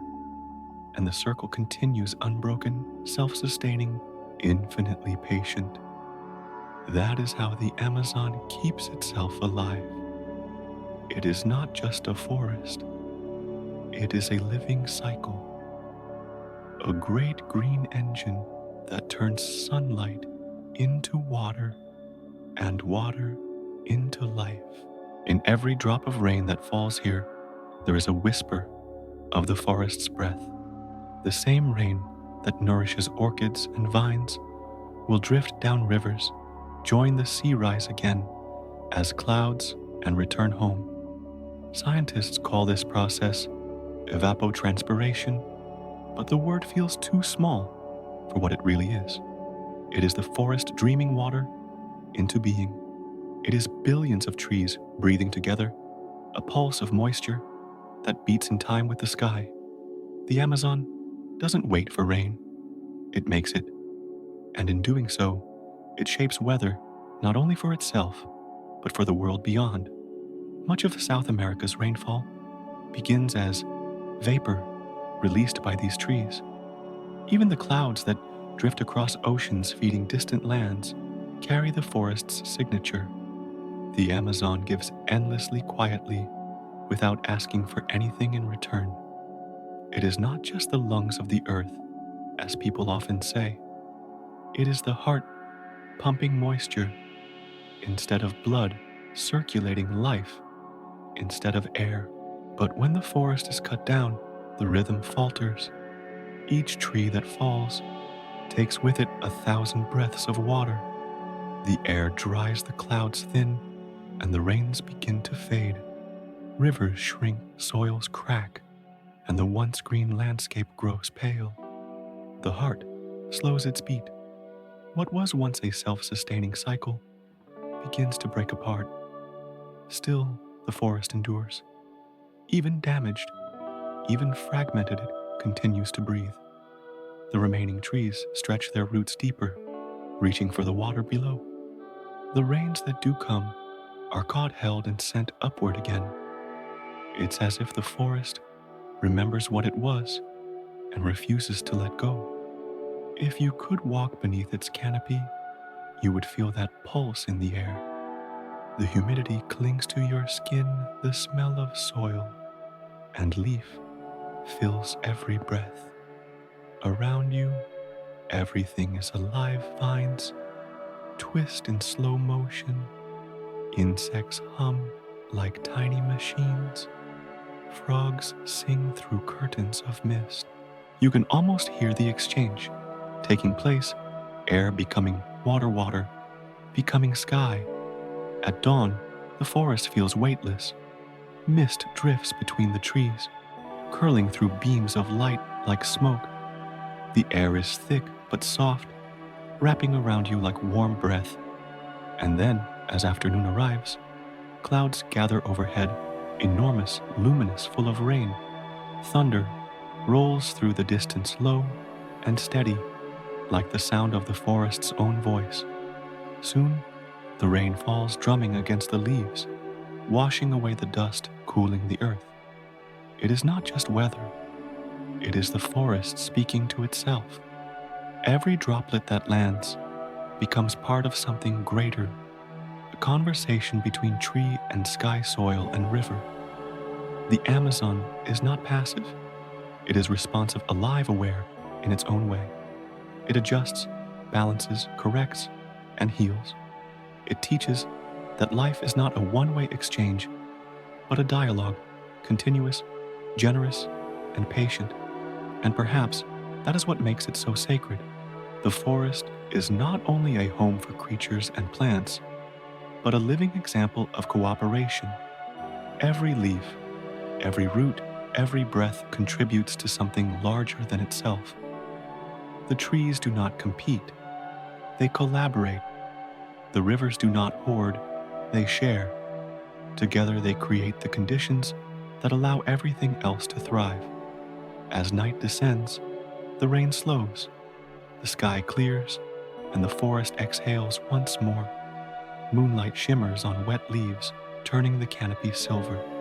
Somewhere in the distance, water drips from vines into pools that will feed the rivers again. The air cools, but the rhythm continues quiet, steady, eternal. Close your eyes and imagine that heartbeat, the pulse of moisture, rising and falling like breath. The Amazon is still breathing tonight, sending invisible rivers of water into the sky. Even as the world sleeps, it keeps working softly, endlessly, to hold the balance of life. And as you drift toward sleep, remember this: every drop of rain, every breeze that brushes your skin, every cloud above you carries a trace of that forest's breath. The Amazon is far away, but its rhythm touches everything. It is the heart of the planet, and even in silence, it keeps the world alive. Beneath the quiet soil, time itself is resting. Hidden under dust and silence, a seed lies, still small, dry, almost lifeless to the eye. Yet inside that tiny shell, an entire future is waiting: the memory of rain, the shape of leaves, the pulse of a life that has not yet begun.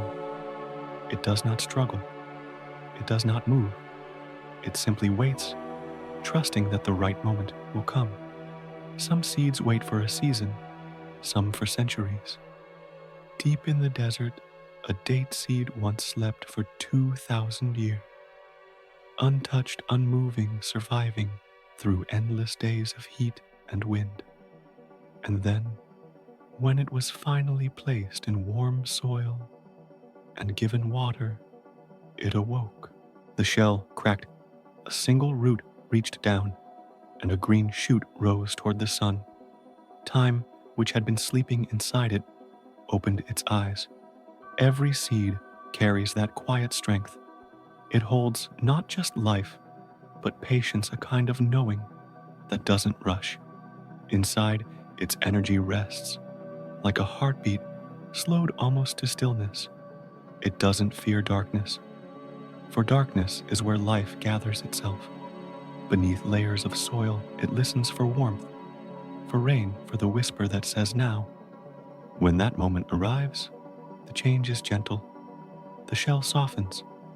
The invisible spark becomes movement. A root grows down before the stem rises up, because even the smallest life knows to seek steadiness first. Growth doesn't burst forward. It unfolds, a slow conversation between earth and light. There's something deeply soothing about that rhythm, the way life takes its time. The seed doesn't fight against waiting. It becomes part of it. Waiting is not absence. It is preparation. What looks like stillness is quiet creation. Beneath the surface, the world is always working, always readying itself to bloom again. If you close your eyes, you can imagine them, billions of seeds, asleep beneath the world's skin, each one holding the memory of a tree, a flower, a forest not yet born. Some will wake soon, some will wait beyond our lifetimes, but they are all there, breathing slowly, holding hope in silence. Even in the coldest corners of the earth, life is simply sleeping, never gone. And maybe in some way, we are the same. There are moments in our lives when nothing seems to grow, when everything feels still. But that stillness isn't the end. It's a pause, a gathering of strength beneath the surface. Like a seed, we wait quietly, storing light for the season to come. So, breathe softly, like the soil around a sleeping seed. Let your thoughts settle. Let time slow. Growth doesn't happen in noise or haste. It happens in patience, in quiet, in rest. Somewhere beneath the surface, life is still listening, still preparing to rise. The world turns gently above the night, deepens, and the seeds dream on, not lost, not forgotten, only waiting for the return of light. Close your eyes for a moment and let everything grow quiet.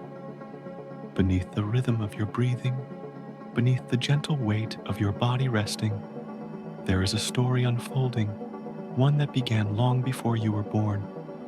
The atoms that form your bones, your blood, your skin, they were not made here. They were forged in the hearts of ancient stars in moments of light and fire billions of years ago. When those stars reached the end of their lives, they exploded, scattering their elements across space like seeds. From that dust, our world was born, and from that world the calcium in your bones, once glowed inside a burning star. The iron that moved through your blood once belonged to a sun that died to give life to others. The oxygen you breathe, the carbon that shapes your cells, all of it carries the memory of something vast, something older than time as we know it. You are not separate from the universe. You are what it made of itself to know it was alive. Every heartbeat is a rhythm, first set in motion by the birth of stars. Every breath is the echo of cosmic expansion. The light you see when you close your eyes, faint, shifting, warm, is the same light that has traveled across billions of years to reach you. The universe does not simply surround you, it moves through you.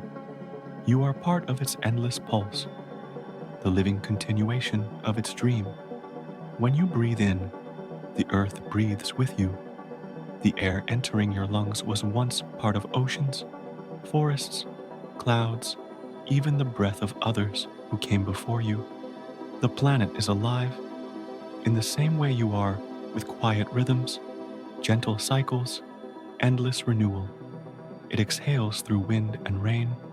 It inhales through leaf and wave. And you, in this moment, are part of that great shared breath. If you listen closely, you can almost hear it, the soft hum, beneath all things, the music of existence itself. It is not loud, not dramatic. It is steady, patient, and kind. It moves through the ground beneath you, through the roots of trees, through the stars that still burn above. You are held in that harmony, as natural and necessary as the light that touches the morning. The world around you does not ask for anything.